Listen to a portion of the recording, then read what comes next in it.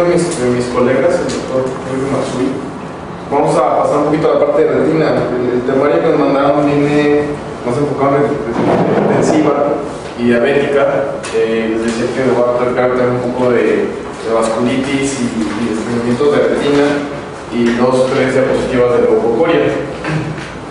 Empezando por la parte de retinopatía hipertensiva, que en realidad no es, a pesar de la cantidad de pacientes hipertensos que tenemos, el ver a un paciente con un estadio grande de hipertensiva no es tan frecuente, pero por la frecuencia de la enfermedad en nuestra población sí es algo que me gusta mucho preguntar.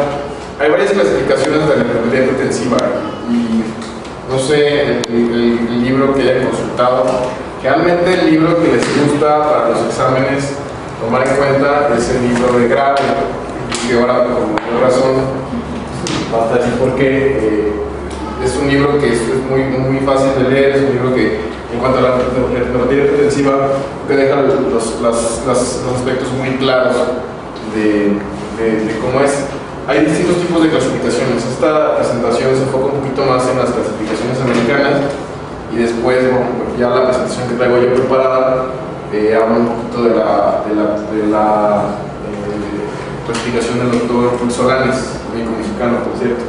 Entonces, voy a empezar un poquito en general de la retinopatía hipertensiva. ¿Puedo bajar un poquito? Bueno, ¿qué es la retinopatía hipertensiva? Pues son precisamente alteraciones vasculares de la retina asociadas con hipertensión sistémica. Podemos ver estas alteraciones en distintos tipos de manifestaciones. Un poquito más para abajo, por favor.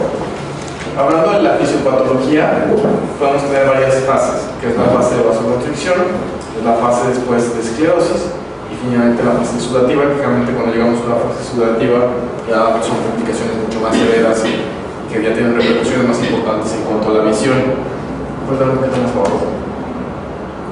Podemos tener complicaciones asociadas, los macrorritmas, que precisamente son dilataciones importantes de algunos de los extremos de los vasos sanguíneos de la retina, y oclusiones vasculares que ahorita de la presentación que traigo voy a hablar un poquito más a detalle, entonces no voy a hablar. Estas obviamente son complicaciones que generalmente cuando se manifiestan en la parte central de la retina, que es la mácula, que es la zona de mayor importancia para la cuestión visual, cuando se manifiestan cercano a esto pueden generar edema, número de líquido, y obviamente esto genera repercusiones muy importantes en cuanto a la visión. ¿Qué manifestaciones clínicas se presentan? Pues dependiendo de la cantidad de qué estadio de la retinopatía diabética hipertensiva estén. Podemos tener retinopatía hipertensiva leve, realmente lo que empezamos a ver son alteraciones en cuanto a el calibre de los vasos sanguíneos, esa famosa relación arteria-vena que realmente nosotros vemos se empieza a perder, se empiezan a estrechar algunos de los vasos sanguíneos, otros se empiezan a dilatar, y esto obviamente nos habla de una alteración en cuanto al flujo normal sanguíneo que realmente tenemos en los vasos, en los capilares del ojo. ¿No es la siguiente, por favor?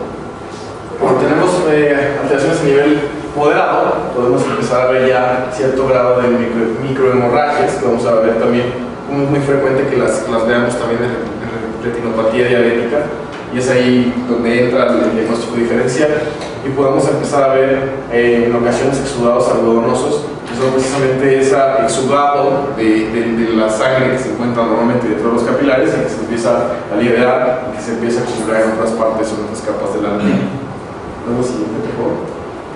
Cuando tenemos ya una retinopatía hipertensiva severa, que generalmente ya sucede cuando tenemos hipertensiones que llamamos malignas, tenemos ya múltiples alteraciones a nivel de exudados, vemos ya como el calibre de nuestros vasos sanguíneos está completamente alterado, vemos vasos sanguíneos también que están ya obstruidos o esclerosados, obviamente ya por la alteración tan importante que tenemos a nivel del flujo sanguíneo de la retina. ¿No es la siguiente? Es una clasificación, un artículo que está en New England y precisamente es basado en un estudio de población. Lo que vemos nosotros cómo lo dividen ellos es en leve, moderado y maligno.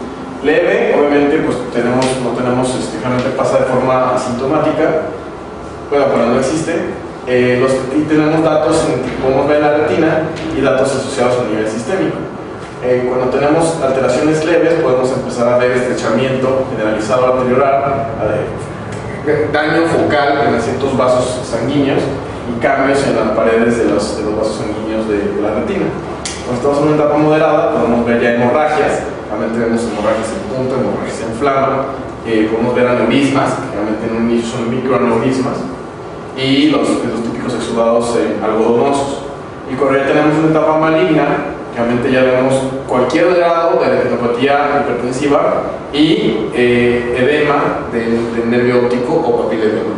Esto es importante porque la presencia de un papiledema, es decir, ya edema a nivel del nervio óptico, te habla ya del último grado de retinopatía hipertensiva, y realmente te habla también de que es una urgencia que ya está poniendo en riesgo no solo el ojo, sino está poniendo en riesgo por los niveles que probablemente tenga ese paciente de presión arterial sistémica, ya puede tener otro riesgo a nivel de otros órganos. ¿No? La siguiente. Hay distintos tipos de clasificaciones, ¿no? Les decía que quizá conviene que le den más bien una repasada a la clasificación del Dr. Puisolanes, que ahorita la voy a mostrar, pero también hay otras como Kate, Wegener, Merker, y precisamente clasifican a la retinopatía más o menos de forma similar. También es importante, la clasificación de Puisolanes les gusta mucho porque es una clasificación que no solo toca la parte de los vasos sanguíneos, sino que también toca cuando tenemos repercusión, por ejemplo, a nivel del nervio óptico. Entonces, es básicamente lo mismo, ¿no? Cuando tenemos grados leves de hipertensión, empezamos a ver cambios en el calibre de los vasos sanguíneos. Cuando tenemos ya un poquito más de daño, podemos empezar a ver ya esclerosis, podemos ver ya algunas hemorragias, podemos ver exudados, y ya en el último grado, que es el grado 4, como lo marcan ellos, es ya un papiledema, ¿no? Cualquier otro grado de lo que ya hemos visto antes, más una alteración del nervio óptico y obviamente ya un compromiso visual muy importante. Es importante también pues, por el hecho de las complicaciones sistémicas que están asociadas, ¿no? Ya para que un paciente maneje niveles tan importantes de presión arterial alta, ya también tenemos que tener cuidado porque si no controlamos la presión nos enfrentamos a posibilidades de enfermedad cerebrovascular o de eventos cardiovasculares isquémicos, ya que hay problemas que ponen en riesgo no solo la visión sino la vida. Vamos siguiente, por favor.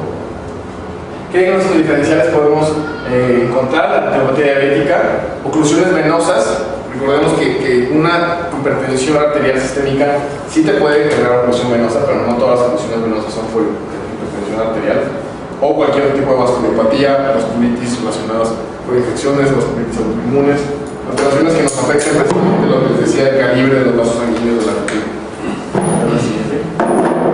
El tratamiento obviamente va de la mano de todo lo que nosotros usamos para controlar la presión arterial del paciente. Sí está comprobado que estos datos que nosotros vemos de retinopatía hipertensiva tienen regresión después del tratamiento. Es decir, si nosotros tratamos a un paciente con una retinopatía, lo agarramos en una etapa de retinopatía hipertensiva moderada, el paciente tiene control sistémico, control metabólico, sí hay ciertos datos que pueden tener regresión, si podemos ya en el futuro poder evaluar a ese paciente y a lo mejor de tener ya hemorragias o tener algunas vasos ya con alteraciones muy importantes, ya solo vemos algún estrechamiento un poquito menos importante, ya no vemos exudados, ya no vemos hemorragias. Ahora siguiente, por favor. Y este es nada más como un algoritmo precisamente de los pacientes que tenemos con retinopatía hipertensiva. Entonces, tenemos un paciente que tiene hipertensión. Obviamente pues hacemos todo lo que realmente está en la mano de la evolución o del abordaje sistémico del paciente. Y en cuanto a la exploración de la retina, nos enfocamos mucho en qué parte nosotros podemos tratar al paciente, ¿no? Desde la ausencia de retinopatía, que generalmente, lo bueno es que generalmente los encontramos en etapas moderadas, en etapas muy leves, o bien, cuando vayamos avanzando, pues ya cuando nos encontramos en una retinopatía maligna, es manejo urgente de la hipertensión, realmente eso obviamente no corresponde al oftalmólogo, sino hay que derivar al paciente a algún medio donde se pueda ser tratado de forma con un abordaje sistémico más urgente. Siempre es importante la correlación que se tiene con diabetes, y es por eso que muchas veces se confunde el grado de retinopatía diabética con retinopatía hipertensiva. Y ya cuando existen una estabilidad y que logramos controlar al paciente, pues ya la monitorización es importante, porque si es un paciente, como ya les mencioné, puede saltar de una clasificación a otra, tanto hacia adelante como hacia atrás. Gracias, la siguiente punto. Ahora sí les voy a poner la clasificación del doctor Puisolanes, y ya de ahí te aclaramos un poquito el resto de retina. Entonces, esta es la clasificación que maneja, y creo que en el grado viene muy claro, porque incluso lo pone con dibujos queda como muy específico cuáles son la importancia y la división que hace entre cada una de las zonas. El doctor Puig Solanes divide angiopatía, retinopatía y neuroretinopatía, ¿no? Entonces son como tres esferas. Dentro de la angiopatía, él hace la diferencia entre que si tenemos alguna manifestación angiotónica, angiospástica y angiosclerótica. Angiotónica es precisamente un estrechamiento uniforme de las arteriolas. Angiospástica es una constricción focal, es decir, una zona muy localizada de constricción en un vaso sanguíneo. Y angioesclerótica es el aumento del brillo de las arteriolas. Y aquí entra ya la evolución. Realmente cuando tenemos un vaso ya esclerosado, es un vaso que ya tuvo una repercusión muy importante, y son esos clásicos que a veces los ponen los libros como mechones blancos o como hilos blancos, y ya es un vaso que precisamente pues ya es un vaso extremadamente dañado. En la siguiente, la retinopatía se puede clasificar como angiotónica, angiospástica y angiosclerótica. No, aquí creo que está mal, creo que es un término distinto, esto mejor corroborarlo porque parece que está mal. El punto es que cuando tenemos, ¿qué manifestaciones podemos tener a nivel de la retina? Hemorragias intrarretinianas redondas o inflamas, exudados cerúleos o exudados blancos. O sea, no nada más se enfoca el doctor Puig Solanes en las alteraciones que tenemos a nivel de los vasos, sino ya clasificándolos si tenemos hemorragias o tenemos exudados, que yo les decía que son parte de las manifestaciones que podemos encontrar en la retinopatía hipertensiva. Y ya la última etapa de la neuroretinopatía es cuando tenemos edema de papila, ¿no? Ya es cuando terminamos, precisamente tenemos una manifestación tal, y nosotros la dejamos avanzar, podemos avanzar a una atrofia papilar. Cuando el nervio óptico sufre de forma constante, tiene un estrechamiento y tiene un edema muy importante, la evolución del nervio óptico a la larga es evolucionar a atrofia de papila. Esto sí que realmente repercute de forma importante y definitiva la visión del paciente. Entonces sería quizá la última etapa de la retinopatía hipertensiva. Las oclusiones vasculares es algo que va mucho de la mano con el paciente hipertenso, no necesariamente, pero es algo que tenemos que tomar en mente, y por eso no quise pararlo como dos temas distintos. Otra de las pocas urgencias que tenemos la evolución de la vena central de la retina, generalmente se manifiesta por hemorragias en flama abundantes en el trayecto venoso. Es la imagen que les mostraba hace rato en la otra presentación, con un cuadro muy aparatoso de una cantidad muy importante de hemorragias en el fondo de ojo. Tenemos varios factores de riesgo, dentro de ellos la hipertensión arterial sistémica, la diabetes mellitus, hiperlipidemias, algunas vasculitis, insuficiencia renal crónica, síndrome de hiperviscosidad. Todo lo que genere hiperviscosidad obviamente va a generar más riesgo de que haya oclusión y tabaquismo. Entonces les decía, no solo es la presión arterial sistémica, sí es quizá el factor de riesgo más importante para una oclusión venosa central de la retina, pero no necesariamente son todas.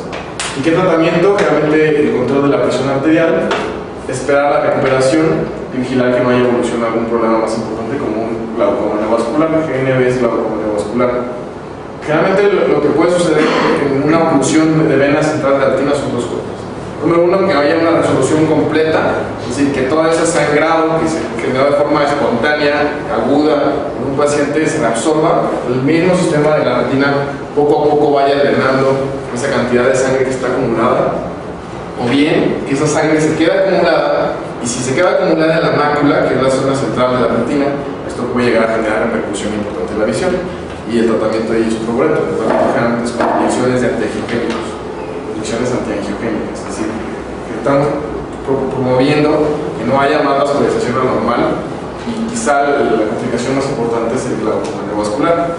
Es una retina que se vuelve tan hipóxica por la cantidad de líquido que le está estorbando, que empieza a generar vasos sanguíneos que son anormales, que no deben estar ahí, vasos sanguíneos aberrantes. Esos vasos sanguíneos, cuando se producen en el iris y cuando se producen en ciertas zonas específicas del ojo, generan un glaucoma neovascular, que yo les decía que es una de las causas de glaucoma secundario. Es decir, ahí ni tienes problema en la estructura de que sea un ojo grande, un ojo pequeño, ni en el cristalino. Tienes unos vasos sanguíneos que normalmente no deben de estar ahí, que están tapando tu trabéculo. Entonces eso se llama glaucoma neovascular. Es frecuente en este tipo de alteraciones y es muy frecuente en pacientes diabéticos. ¿Sí? Es un glaucoma de ángulo cerrado secundario. ¿Sí? Es quizá la complicación más grave tanto de esto como de una retinopatía hipertensiva junto con una hipertensión. La oclusión de la arteria central de la retina es otra de las pocas urgencias reales oftalmológicas que tenemos. Es precisamente la oclusión de la arteria que se encarga de ligar la mácula y todas las capas centrales de la retina. Se caracteriza por una disminución de la agudeza visual súbita y clínicamente nosotros la vemos con una retina pálida, con una mancha rojo cereza en la fóvea y generalmente está una placa de colesterol. Desafortunadamente, la presentación de la arteria central de la retina, generalmente cuando llegan los pacientes a consulta, son pacientes que ya, en el momento en el que llegan, ya no se puede hacer nada, llegan con una retina ya isquémica. Ellos sí les diría, si el glaucoma agudo es algo que se tiene que tratar rápido, las primeras 2-4 horas, eso se tiene que tratar en la primera hora. Generalmente los pacientes no llegan, entonces generalmente llegan en una etapa en la que ya la retina está isquémica, precisamente pues toda esta vascularización ya se afectó.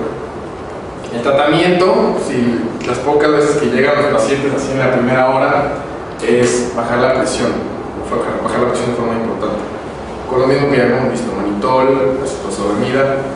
Aquí a veces somos un poquito más agresivos, hacemos incluso paracentesis, picamos el ojo para tratar de sacar moracoso. Lo que buscamos ahí es precisamente, yo les decía que tiene que haber un equilibrio entre la perfusión que tenemos de sangre con la presión que nosotros le estamos dando al ojo. Entonces lo que buscamos en los pacientes es bajar lo más que se pueda la presión intraocular para que esta perfusión que está afectada vuelva a la normalidad. Lo digo, es muy raro porque realmente los pacientes no llegan en la primera hora que tienen que llegar, realmente llegan ya después. La siguiente. Dudas de lo poco de hipertensivas, es un tema muy difícil y mucho es las clasificaciones. No creo que les pregunten de clasificaciones, pero lo que más viene generando los libros. No está de más, y realmente yo me enfocaría en la clasificación de Cook-Solanas. Aunque hay muchas clasificaciones gringas, generalmente el resto les gusta mucho preguntar de Cook-Solanas. El desprendimiento de retina es otra urgencia oftalmológica. Hay 3 tipos de desprendimiento de retina a grandes rasgos. Desprendimiento de retina regmatógeno, lo van a ver abreviado DRR. El desprendimiento de retina traccional, lo van a ver abreviado DRT. Y el desprendimiento de retina seroso. La diferencia entre los 3 es el mecanismo por el cual se genera. En los 3 lo que sucede es que las capas de la retina se separan, desprendimiento de retina. ¿Por qué se separan? Es lo que hace el nombre. Y obviamente depende de la etiología y depende del tratamiento que le vamos a dar. La siguiente, por favor. El desprendimiento de retina regmatógeno es generalmente pacientes que tienen miopías altas o pacientes que tienen senos infiltrados. Lo que sucede en un desprendimiento de retina regmatógeno es que en la periferia de la retina se genera un agujero por donde empieza a entrar líquido. Este líquido, cuando es muy abundante, pues hace que las capas de la retina se separen. Es como si ustedes agarran, no sé, ponen 2 hojas y le empiezan a poner hojas en medio, pues hacen una separación mecánica. Lo mismo, un agujero a nivel de la parte interna de la retina genera la entrada constante de líquido. Y este agujero precisamente lo que hace es que mientras más líquido se forme, la retina se vaya desprendiendo. ¿Qué síntomas son importantes? Porque esto sí también es un cuadro clínico muy clásico de oftalmología. O sea, el paciente empieza con un desprendimiento de retina regmatógeno, es un paciente que empieza con fotopsias o miodesopsias. Esto realmente sucede cuando tenemos desgarros, empiezan a haber tracciones a nivel del vítreo. Y eso el paciente lo ve como fotopsias o miodesopsias. Fotopsias son flachazos de luces, miodesopsias son simplemente que algo estorba, como si fueran lucecitas o no lucecitas, como mosquitas que pasan a través de la vista. Que hay algo que está ya en el vitro, hay una alteración a nivel del flujo normal del vitro. Entonces el paciente que empieza con destellos de luces y poco tiempo después de que empieza con los destellos de luces empieza a ver una cortina, empieza a ver una mancha que le empieza a tapar la visión. Esto realmente es porque la retina, como se va avanzando, va llegando a la mácula y obviamente la visión puede llegar a disminuir. Entonces el paciente llega con algo que le estorba. Empecé con ese típico paciente, me van a decir ahí en el caso, paciente con miopía alta, o paciente con antecedente de usar lentes toda su vida, o paciente con antecedente de un traumatismo, empieza con fotopsias, empieza a ver destellos de luces, poco tiempo después refiere que empieza a ver una mancha o una cortina que le está estorbando la visión. Y generalmente, cuando nosotros lo revisamos, vemos el grado de extensión del desprendimiento de retina. Si no ha llegado el desprendimiento de retina a la mácula, es una urgencia también oftalmológica. Cuando llega a la mácula, la repercusión del paciente es más importante. La visión baja más. Recordemos que la zona central de la retina, que es la mácula, es la parte que nos encarga de dar la mayor cantidad de visión. A pesar de la retina tan grande que tenemos, el centro, la mácula, es la que se encarga de dar una mayor cantidad de visión. Entonces, si el desprendimiento de retina no ha llegado a la mácula, es una urgencia. Tiene que operar antes de que el desprendimiento de retina llegue a la mácula. ¿De acuerdo? Ahora siguiente, por favor. Generalmente son desprendimientos de retina bolsados. Si yo les digo que empieza a infiltrarse el líquido a través de un agujero, pues ese líquido se empieza a llenar una bolsita. Es una bolsa cada vez más grande, y ya llega un punto en que es una bolsota de líquido, y eso es lo que genera que se desprenda la retina. Generalmente es superior, y generalmente lo que tenemos que hacer es buscar el desgarro o el agujero. Cuando son desprendimientos de retina muy iniciales, podemos tratarlos con láser. Es decir, si nosotros vemos, si ustedes tenemos aquí un desprendimiento, tenemos nuestra retina aquí, tenemos un agujero acá en esta zona, y está empezando, apenas nosotros vemos ahí que tiene un poquito de liquidito, nosotros damos disparos de láser para sellar esa zona y que ese líquido se quede ahí. Realmente es raro, es muy raro que lleguen los pacientes tan pronto. Pero si ustedes les preguntan en el examen, y el tratamiento de lesión es con retinopexia. La cirugía que nosotros realizamos es una retinopexia. Lo que hacemos es colocar una banda 360 grados en el ojo, precisamente para apachurrar un poquito el ojo. Es un ojo que realmente es muy miope y el desprendimiento de retina está bolsado. Lo que hacemos con la banda es apachurrar literalmente al ojo para acercar la retina que está desprendida, volverla a acercar a la zona donde inicialmente estaba. Volverla a regresar a su zona de donde estaba inicialmente, y liberamos el líquido con otros aparatos.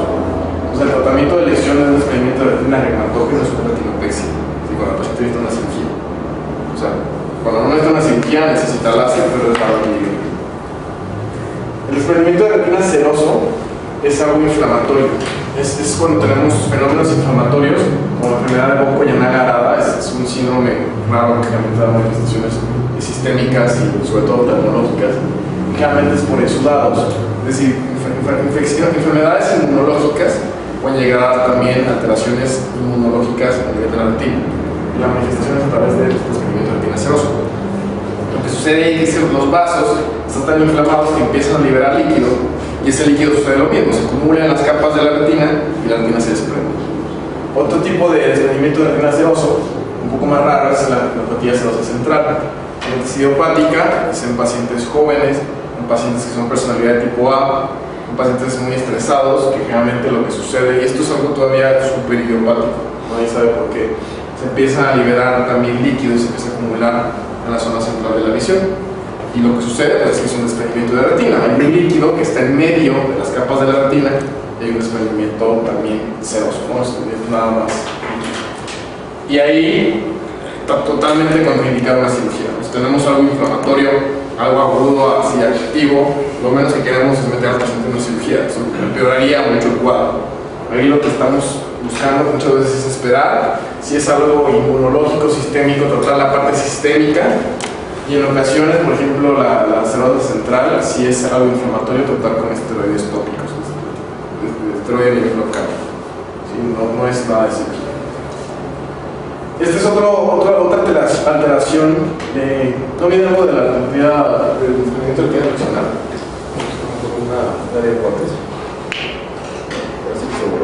Pero nada más, el desprendimiento de retina traccional, como su nombre lo dice, y es importante, por ejemplo, creo que viene la parte de diabetes. Es algo que está muy relacionado con diabetes. Son pacientes que yo les decía, cuando tenemos pacientes con enfermedad diabética o con enfermedad hipertensiva, podemos llegar a tener un grado de isquemia tal en la retina que se empiezan a generar vasos anormales. Es decir, una zona isquémica como cualquier otra parte del cuerpo. La retina, cuando tenemos una zona muy isquémica, empieza a producir factores de neovascularización, y se empiezan a producir vasos que generalmente son vasos anormales, vasos aberrantes, vasos que no tienen que estar ahí. Y cuando se producen en la retina, esos vasos lo que hacen es tracción. Entonces, lo que hacen ahí es, a distinto de este que yo les dije que era por acúmulo de líquido, y a distinto del desprendimiento de retina regmatógeno, que yo les dije que generalmente es por un ojo, no un agujero, no se llama regmatógeno. Regmatógeno es de regma es agujero. el desprendimiento de retina traccional, lo que sucede es que estos vasos normales traccionan la retina y eso es lo que hace que se desprenda. Ahí el tratamiento del desprendimiento de retina traccional realmente es con láser. Lo que buscamos hacer nosotros con láser en un paciente diabético, una fotocoagulación retiniana, medio raro el nombre, pero así se llama. Nosotros buscamos dar tratamiento con láser en la retina precisamente para tratar de disminuir las zonas isquémicas. O sea, literalmente quemamos la retina para tratar de disminuir la cantidad de isquemia que se está produciendo dentro del ojo.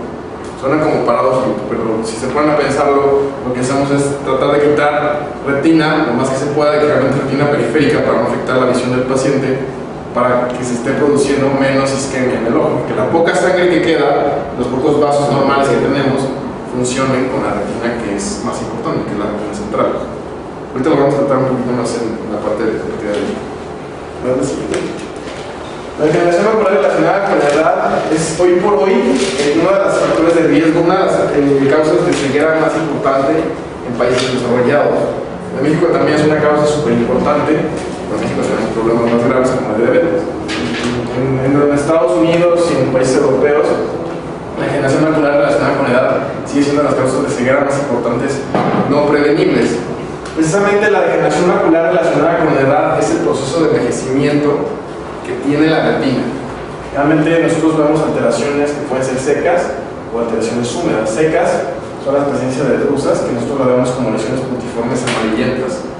Y la húmeda es cuando ya es tal el grado de daño adentro del ojo que se forma una membrana neovascular. Otra vez, la degeneración constante de las células de la retina, que es la degeneración que todos empezamos a tener cuando tenemos cierta edad, lo que normalmente sucede es que se empiezan a generar drusas, y esto es algo normal y es algo que realmente no repercute en la visión del paciente. Cuando es tal el grado de inflamación y de desecho que se produce dentro del ojo, se forma la degeneración macular relacionada a la edad húmeda.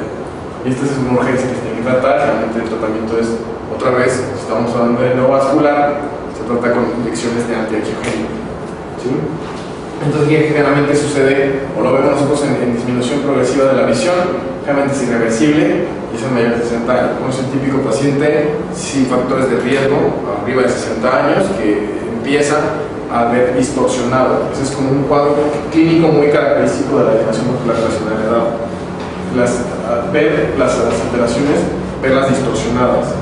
Ustedes han visto, no sé si cuando rotaron el octavo vieron algo que se llama cartilla de Amsler. Es una cartilla que generalmente es una cartilla cuadriculada con un punto central. Generalmente para pacientes que tienen riesgo de degeneración macular relacionada a la edad, lo que hacemos es darle la cartilla al paciente y pedirle que esté monitorizando su visión. Cuando esta cartilla o esta rejilla la ven chueca, que me empiezan a ver que la cuadrícula se empieza a chuecar, ese es un dato de que puede estar avanzando de algo seco a algo húmedo. Entonces, un dato característico de este tipo de enfermedad es la visión distorsionada. ¿Sí? Las cosas, verlas chuecas. Es súper característico de la relacionada.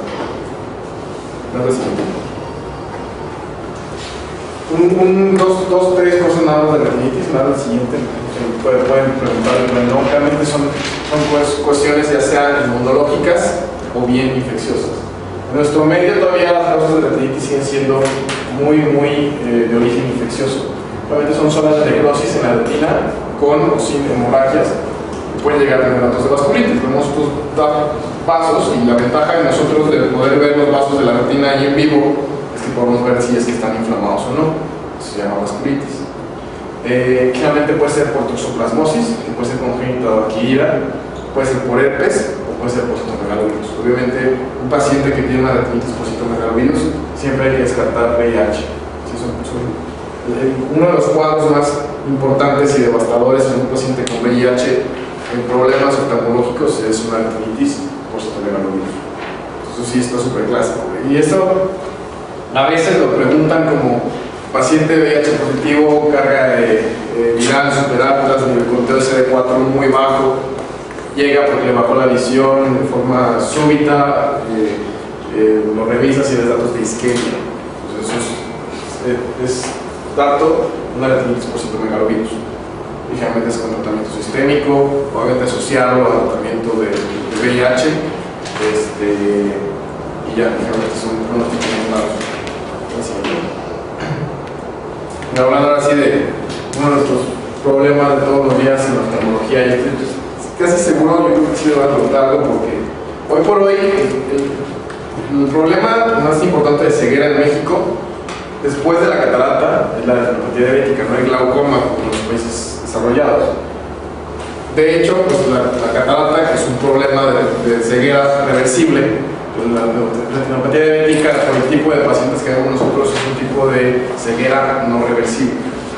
Igual, cuando nosotros vemos un paciente con retinopatía diabética, podemos llegar a controlar el problema en el que está, pero ya el estadio ahí no mejora con el criterio hipertensivo. O sea, ya nosotros detectamos al paciente en cierto grado, el paciente ya no va a mejorar de ahí, o sea, ya no evitar que siga avanzando más. Luego lo siguiente. Entonces, la definición es una disfunción progresiva de la vasculatura retiniana causada por hiperglucemia crónica. Como todos los males de los diabéticos, en la retina sucede lo mismo. Vean la siguiente, por favor. El mejor predictor, hay dos. Número uno, la duración de la diabetes. Número dos, el estado sistémico de la diabetes, el estado de la glicemia. Son como los dos factores que a la larga, desde que vean a un paciente con diabetes, ustedes pueden incluso pensar cuál puede ser el grado de retinopatía diabética que tenga él. Depende de dos cosas: el tiempo que lleva ese paciente con diabetes y del control que ha tenido ese paciente con la diabetes. Está bien comprobado que los pacientes con diabetes tipo 1 tienden a tener manifestaciones más agresivas, una progresión más rápida de la enfermedad en pacientes tipo 2. Obviamente, por la cantidad de pacientes que vemos con tipo 2, mayor problema son este tipo de pacientes, pero diabetes tipo 1 sí son pacientes que tienen problemas mucho más severos. La siguiente, por favor. La fisiopatología son varias, ¿no? Viene obviamente desde aterosclerosis de pequeños vasos, obviamente manifestaciones en la misma vasculatura de los vasos sanguíneos de la retina, la glucosilación de la hemoglobina, la muerte de los pericitos que se encuentran en los vasos sanguíneos de la retina por hipoxia. Y esto es bien importante porque gran parte de todo lo que está yendo ahorita el tratamiento de la diabetes va en los factores proliferativos.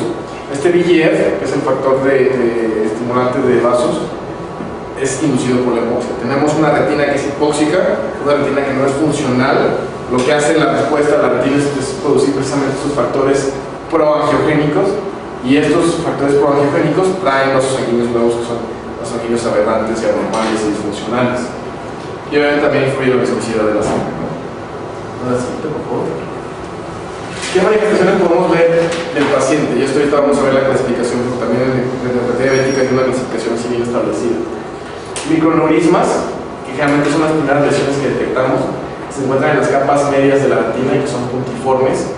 Hemorragias, que pueden ser redondas o ovales, pueden ser en flama, pueden ser numerosas hemorragias en flama, y aquí obviamente hay que correlacionarla con la gran cantidad de pacientes que tenemos como en ese rango, que son diabéticos hipertensos. Y lo que les decía del glaucoma neovascular, rubiosis. Rubiosis es un término que usamos nosotros para decir que tenemos vasos en el iris, vasos normales, pero estos vasos que no deben estar ahí proliferan en el iris, proliferan en el trabéculo, en la vía que veíamos hace rato del drenaje normal del humor acuoso, y esto puede llegar a ser un glaucoma neovascular. Es un glaucoma secundario, es un glaucoma de ángulo cerrado, es un glaucoma de ángulo cerrado secundario, que estos vasos tapan el trabéculo. Luego podemos llegar a tener exudados. Los exudados son duros, generalmente son polímpidos en la capa plexiforme externa. No está de más a lo mejor que le dieran una revisadita a las capas de la retina, no tanto porque no creo que se los pregunten, sino porque son las zonas donde podemos tener las distintas alteraciones. Cuando son exudados duros están en la plexiforme externa, que son lípidos. Cuando son exudados blandos son generalmente infartos de las fibras nerviosas por isquemia. Cuando son, podemos tener arrosamientos venosos, que es por una circulación venosa torpe, o bien alteraciones a nivel de los capilares dilatados que funcionan como vasos colaterales. Realmente son malformaciones arteriovenosas. Entonces, estas son las manifestaciones que podemos tener, desde los exudados, hemorragias, arrosamientos y alteraciones a nivel vena-arteria. Y ahí es donde entra la clasificación. Nosotros vemos a un paciente y a grandes rasgos la retinopatía diabética se divide en dos: proliferativa y no proliferativa. Y la importancia de esto es porque gran parte del tratamiento va a depender de eso. Entonces, proliferativa y no proliferativa. La no proliferativa es esta. Y de ahí se divide en leve, moderado y severo. La realidad es que, ¿cuál es la diferencia? Pues qué tan afectado está el ojo dependiendo de la cantidad de cosas que tenga de las que ya les dije. Lo primero que vemos son aneurismas, que son cuando tenemos una retinopatía diabética no proliferativa leve. Después empezamos a ver ya un poco más de microaneurismas, un poco más de hemorragias, exudados, en una retinopatía diabética no proliferativa moderada. Y ya cuando es severo es porque ya tenemos arroceriamiento, ya tenemos malformaciones arteriovenosas, ya tenemos los 4 cuadrantes de la retina afectados, nosotros evaluamos en cuadrantes. Y ahí es cuando tenemos una retinopatía diabética no proliferativa severa. Cuando ya pasamos de esto, vean el siguiente, a una retinopatía diabética proliferativa, todo cambia. Cambia el tratamiento, cambia el seguimiento del paciente, cambia el pronóstico. ¿Y cuál es la diferencia? Lo que les he repetido varias veces, la cantidad, la presencia de vasos sanguíneos anormales. Ya cuando tenemos vasos sanguíneos anormales, ya pasa directamente a ser una retinopatía diabética proliferativa. Si el tratamiento antes de esto, una retinopatía diabética no proliferativa, sea leve, sea moderado, sea severo, es vigilancia del paciente, control metabólico y ya. O sea, no podemos hacer en realidad mucho hasta ese momento por el paciente. O sea, hay que vigilarlo, hay que decir que controle su azúcar y estarlo siguiendo para detectar antes a tiempo si puede haber complicaciones. Cuando tenemos una retinopatía diabética proliferativa, ahí es otro boleto. Cuando tenemos retinopatía diabética proliferativa, cuando tenemos vasos de neoformación en la papila o en la retina, hemorragia vítrea, es decir, ya hubo tantos vasos anormales que sangraron, o hemorragias subyaloides. Todos estos son datos, y obviamente lo que yo les decía del glaucoma neovascular. Todos estos datos, que todos hablan de vasos, todos tienen que ver con proliferación anormal de vasos, ya nos habla de una retinopatía diabética proliferativa. El tratamiento inicial es con láser, es otra vez lo que les decía, la fotocoagulación panretiniana.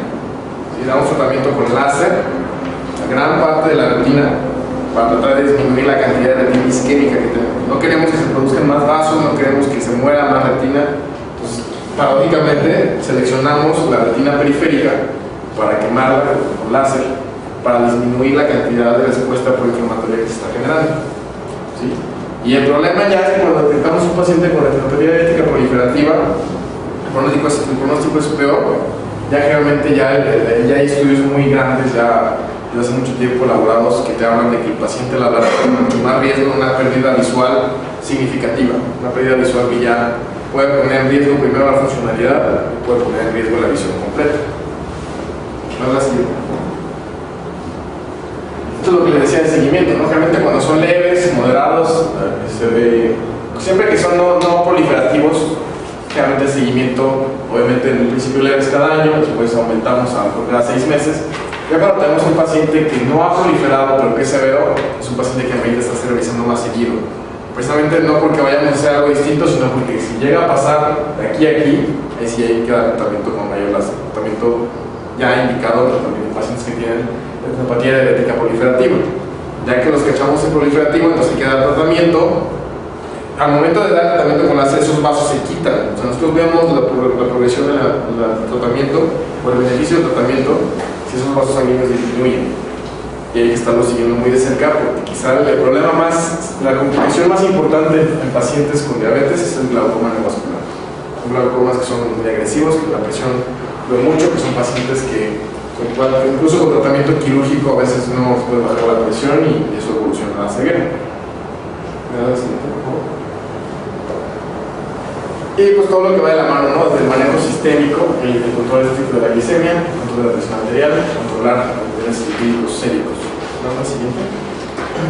Esto es lo que les decía, ¿no? El tratamiento hoy por hoy, tratamiento de elección en pacientes con retinopatía diabética proliferativa es la fotocoagulación panretiniana, así se llama.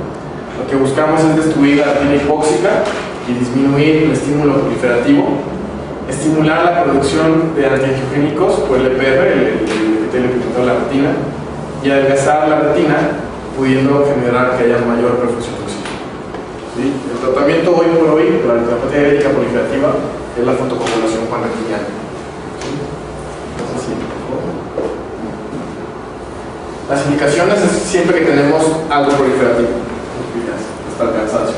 Retinopatía diabética proliferativa severa, No, pero aquí esto no le hagan caso. Ya todavía no hay indicación hoy por hoy, menos en nuestro medio, no nos daríamos abasto, ya que tenemos proliferativo, rubiosis, iritis, glaucoma neovascular, o en caso de edema macular clínicamente significativo asociado. ¿Sí? Ese es otro boleto, es generalmente el edema macular del diabético también se genera por alteraciones en el nivel de la circulación, y lo que repercute es que en la mácula, que ya les decía que no es una mejor visión, se acumula líquido en el paciente diabético. Es otro boleto. ¿Y ese es eso? Edema macular clínicamente significativo. Cuando tenemos edema a nivel de la mácula, también es muy frecuente en pacientes con diabetes. Y el tratamiento, cuando la fotocoagulación panretiniana no es suficiente, necesitamos pasar al procedimiento quirúrgico. El procedimiento de elección hoy por hoy, el tratamiento quirúrgico para pacientes con diabetes, es la vitrectomía. O sea, entramos, lo que buscamos es precisamente, si tenemos una hemorragia vítrica, tenemos un sangrado que no aclara, un sangrado que ya se vuelve ahí un coágulo y que nunca se va a quitar solo. Cuando tenemos un desprendimiento de retina traccional, que es lo que les decía, ¿no? O sea, son tantos vasos que me están traccionando la mácula y la retina y me están desprendiendo. Cuando tenemos involucro de la mácula, eso tiene que operar. Y proliferación fibrovascular severa progresiva, es decir, hay pacientes que con su mal control metabólico, por más láser que les demos, por más que quemamos la retina, ya no tenemos de dónde, hay que hacer una vitrectomía. El objetivo de la vitrectomía es obviamente también quitar el vitrio, que el vitrio es una fuente de producción de factores proangiogénicos. Entonces, también lo que hacemos en la vitrectomía es entrar, quitar todo ese vitrio y solucionar los problemas que puedan tener. Si tienen una hemorragia, tienen desprendimiento de retina, pegamos la retina y aprovechamos la misma cirugía general que damos láser. Dudas, o sea, mucha información y muy importante. Hoy por hoy, la biblioteca es, creo que donde el sector salud a nivel de oftalmología está tratando de hacer más esfuerzos. Catarata eso siempre ha sido, pero hoy por hoy la cantidad de pacientes que vemos con diabetes y problemas con diabetes es muy importante, y en nuestro país es una causa ceguera impresionante. Pues si les van a preguntar algo, si yo les voy a preguntar algo, yo les preguntaría quizá ahí el cuadro o el caso que le pueda poner en el examen sea dudoso, ¿no? Que sea el típico paciente diabetes mal controlado, que viene porque le bajó la visión de forma súbita. ¿Cuál es la causa más frecuente de baja visual en sus pacientes? Les dije que cuando son pacientes que están muy mal controlados, generan vasos, y estos vasos sangran. Entonces, la causa súbita más frecuente de baja visual en el paciente diabético es hemorragia vítrica. Esos vasos hay tantos vasos ahí que sangran, los vasos se rompen y sangran. La causa de baja visual súbita más frecuente en diabetes es la hemorragia vítrica. O sea, a lo mejor algo que se podrían preguntar. El tratamiento inicial, siempre yo les dije láser. Si con el láser no es suficiente, vitrectomía. ¿Sí? Obviamente todo lo que quieran, ¿no? Control metabólico, control de su azúcar, a lo mejor le preguntan factores de riesgo, ya les dije, ¿no? El tiempo de evolución de la diabetes y el control que tienen de la glicemia, ¿no? Son los dos factores más importantes que hay que controlar. Fuera de eso, les podrían proponer algún caso de glaucoma neovascular, no sé, sería más raro, y la clínica realmente es la misma que un glaucoma cierre angular, ¿no? Yo les decía que es similar, solo que aquí es por vasos, son vasos normales, y en el otro pues es algo anatómico, ¿no? Pero la clínica es la misma. Llega el paciente diabético de muy larga evolución, con problemas previos en su retina, llega porque le bajó la visión de forma súbita, dolor importante, localización del globo ocular que se irradia hacia la parte de atrás del cráneo. ¿Cuál es la causa más probable? Están diciendo que es un diabético mal controlado, un glaucoma neovascular, ¿no? Tratamiento de elección inicial, bajarle la presión. O sea, antes de darle láser, antes de darle lo que quieras, tienes que bajar la presión. ¿Cómo? Igual, con manitol, si no tiene problemas en el riñón, con acetaldazol y con medicamento tópico, ¿no? Beta-bloqueadores. Ya que le bajaste la presión, tienes que controlar esos vasos. El problema en el paciente diabético son los vasos. ¿Cómo tratan los vasos? Para fotocoagulación. ¿Sí? ¿Más o menos? Sería mejor lo que creo que en un caso clínico voy a preguntarles. ¿Pudieran ponerles fotos?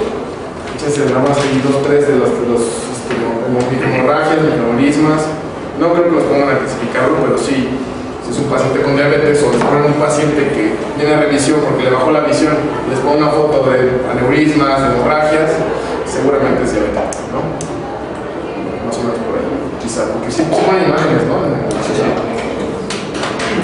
Será por lo que... Y ya para terminar, este último tema, de hecho, son tres diapositivas de la leucocoria. Es bien importante la leucocoria, sigue siendo, de hecho, en la mayor parte de los libros de oftalmología que preparan para el nacional, toman un capítulo completo para hablar de la leucocoria, porque hoy por hoy sigue siendo una causa ahorita vamos a ver que hay 2 o 3 causas más frecuentes en nuestro medio y en general en el mundo. Es algo que si no se diagnostica se puede poner en incluso la vida del paciente, y es algo que a nivel incluso de que ustedes no vayan a hacer oftalmología, como cualquier médico general tiene que tener en mente para poder diagnosticar y referir al paciente. Entonces, la siguiente. Hay distintas causas de la leucocoria. Estas son, bueno, primero, ¿se acuerdan que la leucocoria?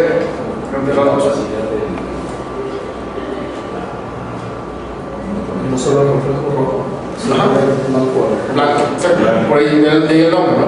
Leucocoria. Sí, la pupila que se ve blanca. Y eso puede ser por varias causas. O sea, es algo que está anormal, que no tiene por qué. El reflejo rojo normal del paciente pediátrico generalmente sucede porque pues, al momento de que tú colocas la luz sobre la pupila del paciente, pues, llega hacia la retina, ¿no? Tú estás viendo el reflejo que te está dando la retina, y eso es un reflejo rojo normal. La ausencia del reflejo rojo o la característica de una pupila blanca, eso se llama leucocoria. Es algo anormal, siempre es anormal. O sea, un bebé siempre tiene que tener un reflejo rojo. ¿Por qué podemos tener la leucocoria? La causa que sea más frecuente, catarata congénita, número 1. Número 2, retinoblastoma. Número 3, retinopatía del prematuro. Número 4, hiperplasia primaria del líquido. ¿Sí? El retinoblastoma sigue siendo hoy por hoy el tumor intraocular más frecuente en niños. Y el retinoblastoma, si no se diagnostica a metástasis, puede generar la muerte. Entonces, pues tan importante, porque el retinoblastoma no está frecuente como una catarata congénita, pues sí es algo que puede poner en riesgo la vida del paciente. Entonces es algo que se tiene que diagnosticar. Cuando hablen en los siguientes temas de catarata, probablemente les mencionaba de catarata congénita, entonces me voy directo a la siguiente. El retinoblastoma pues, está generado por una mutación genética espontánea o heredada, es por un gen autosómico dominante. El 25% de los pacientes pueden presentar una deleción del cromosoma 13, una deleción en el cromosoma 13, y generalmente se manifiesta por disminución de la visión, por la leucocoria y por estrabismo. Ese es un conjunto ahí bien importante: estrabismo, disminución de la visión y leucocoria. ¿Sí? ¿La siguiente? Generalmente, aunque son raras, pues la metástasis pueden ocurrir al sistema nervioso central y ganglios regionales, y las radiografías generalmente manifiestan calcificaciones intraoculares. Hay un tratamiento, hoy por hoy ya hay otros tipos de tratamientos menos invasivos. La inopilación, recordamos que es retirar el contenido del globo ocular completo. Hoy por hoy depende mucho del estadio en el que tomes al paciente. Si tenemos un paciente en estadios iniciales de retinoblastoma, todavía puedes dar láser delicado. A veces el problema, por ejemplo, es cuando son enfermedades bilaterales, porque pues, sacar o nuclear con ambos ojos todavía es un dilema ético, ¿no? Entonces, todavía depende mucho del estadio en el que tomes al paciente. Pero si les preguntan en el examen, el tratamiento sigue siendo nucleación. O sea, ese ojo se retira completito con todo el tumor para evitar que se expanda, ¿no? La siguiente. La retinopatía del prematuro también en nuestro medio es un problema muy frecuente. Obviamente es más, lo vemos más en hospitales, no como en el que estoy yo, que es un hospital realmente oftalmológico, sino en hospitales pues, que tienen concentración de gran cantidad de prematuros, que son centros donde pues, obviamente por una que otra causa nace un bebé antes del término. Los factores de riesgo más importantes, bueno, lo que sucede en el ROP, con la retinopatía del prematuro, es la retina inmadura sin vascularización completa que se desprende. Lo que vemos nosotros al momento de explorar a un paciente que tiene leucocoria por retinopatía del prematuro es una retina desprendida. Y este es el mismo mecanismo, se dan cuenta, siempre es como el mismo tipo de mecanismo. Son pacientes que al ser tan prematuros tienen una retina que es muy inmadura, que no tiene vasos sanguíneos. ¿Y qué pasa cuando no tenemos cuando tenemos una retina hipóxica, generamos vasos, ¿no? Otra vez, los mismos vasos normales que deben estar ahí hacen que se desprenda la retina. Entonces, el desprendimiento de retina de un paciente prematuro es un desprendimiento de retina fraccional.